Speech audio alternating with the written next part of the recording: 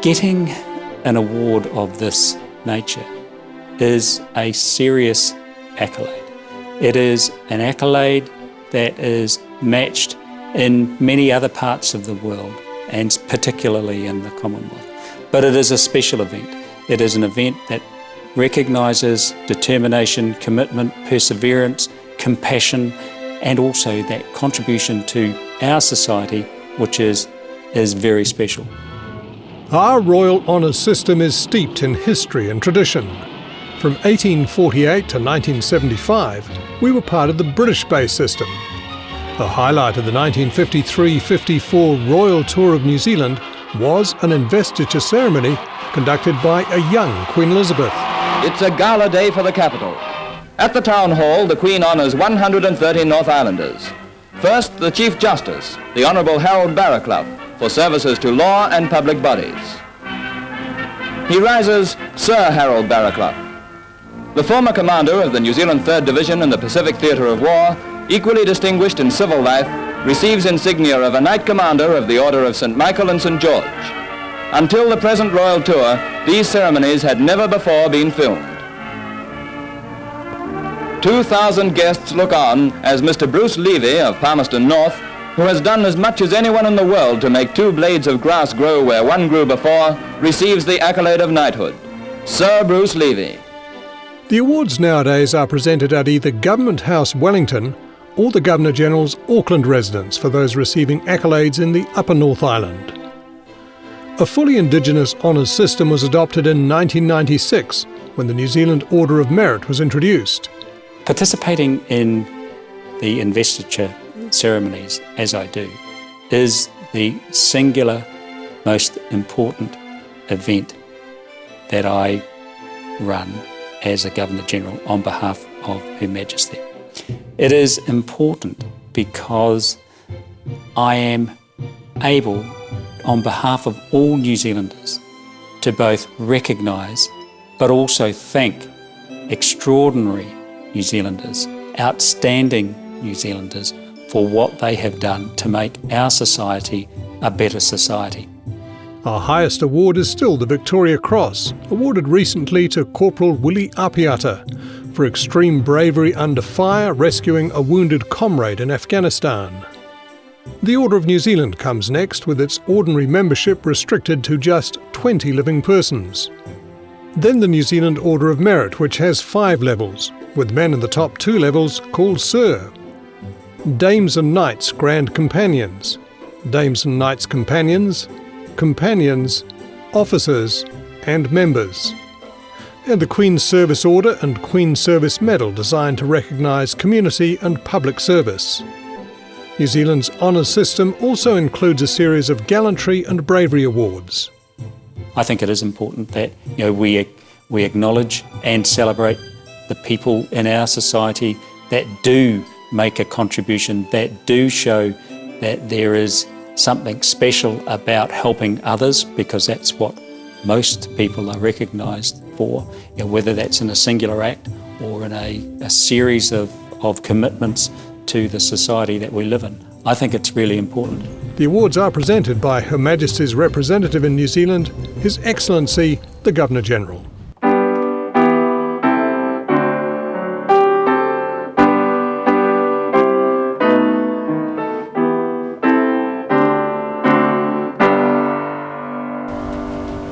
Ngā reo i ngā iwi o ngā hau e whā, tēnei aku mihi mahana ki a koutou.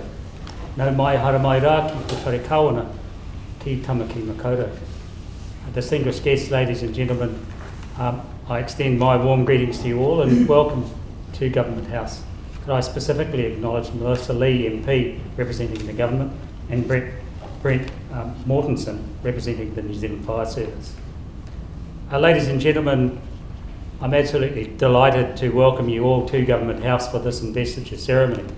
What makes the ceremony special, both for me and for all of us gathered here, is that this is an opportunity for us to congratulate a group of individuals for what they've done to enrich our country in a variety of ways. Ladies and gentlemen, I have the authority and the privilege on behalf of Her Majesty Queen Elizabeth II, the Queen of New Zealand, to hold an investiture ceremony for her and to award the honours to which each of the recipients is entitled.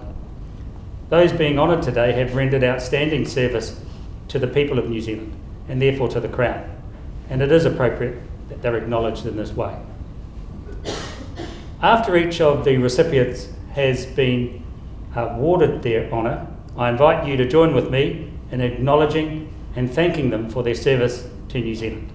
Without further ado, Mr. Hewitt Humphrey will summon the recipients and read a citation for each person. Your Excellency, to receive the insignia of a Companion of the New Zealand Order of Merit, Mr. Max Ritchie of Auckland for services to health and the community. Mr. Max Ritchie has contributed to the charitable sector for 30 years. As Chief Executive of the Cancer Society's Wellington Division, he established the Wellington Children's Accommodation Trust, which raised $3 million to build the first New Zealand Ronald McDonald House in Wellington in 1989. He also imported the concept of Daffodil Day in 1988 to raise funds for the Cancer Society and attracted the National Bank's sponsorship. As Executive Director of the Neurological Foundation, his initiatives increased donations and the Foundation's research grant budget, the establishment of chairs at clinical neurology in Auckland and neurosurgery in Dunedin, the world's biggest Brain Awareness Week program, and a human brain bank. He's raised more than $100 million for medical research and services. His Bequest Program initiative has been replicated by many key New Zealand charities. Mr. Ritchie is also chair of the Neurological Alliance.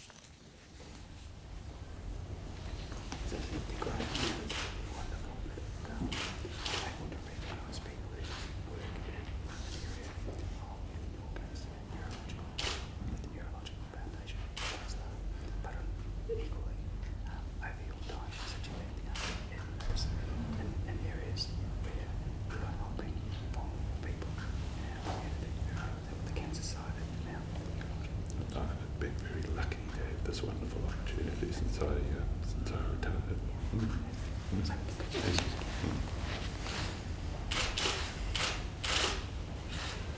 Thanks.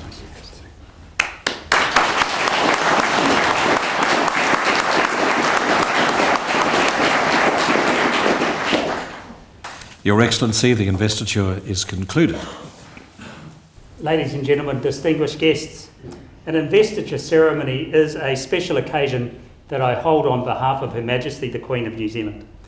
It's an occasion at which I'm able, as the Governor-General, and on behalf of all New Zealanders, to recognise and thank extraordinary people for what they've done to make ours a better society.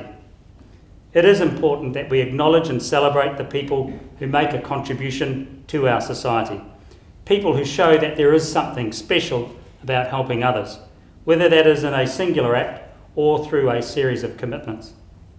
Receiving an award of this nature is a notable accolade. It recognises the determination, commitment, compassion and contribution to our society that each of these individuals has made. To the recipients, we have all been privileged to hear your stories. You've set fine examples which inspire, encourage and motivates others. In your own way, each of you has done something that is important to New Zealanders. This ceremony today has recognised people who've worked in our communities. They've worked tirelessly to ensure we have the advantages, the protections and facilities, material and intellectual, to achieve our potential in the field that we choose to pursue. This they've done in horticulture, for women, in health, the wine industry and education, and with the diverse communities that are we New Zealanders, and of course with wild horses, wild ponies. This ceremony has also recognised a member of the New Zealand Fire Service. Our firefighters often have the difficult task of reducing the incidence and consequence of fire in our communities.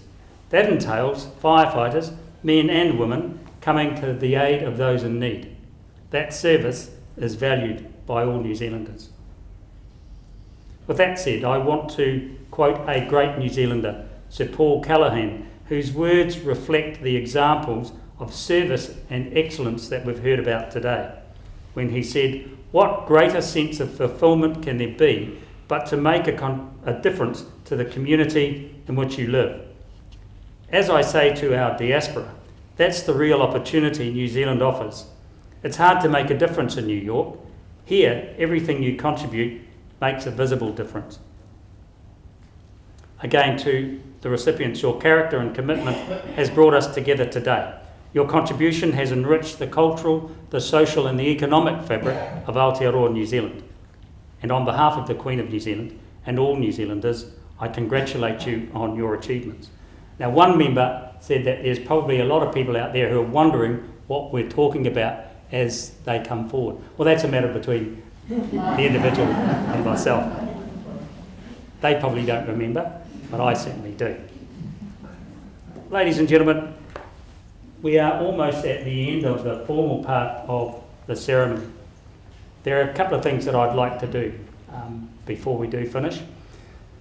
Firstly, we have acknowledged and congratulated the recipients today individually. I invite you to join with me in congratulating them collectively.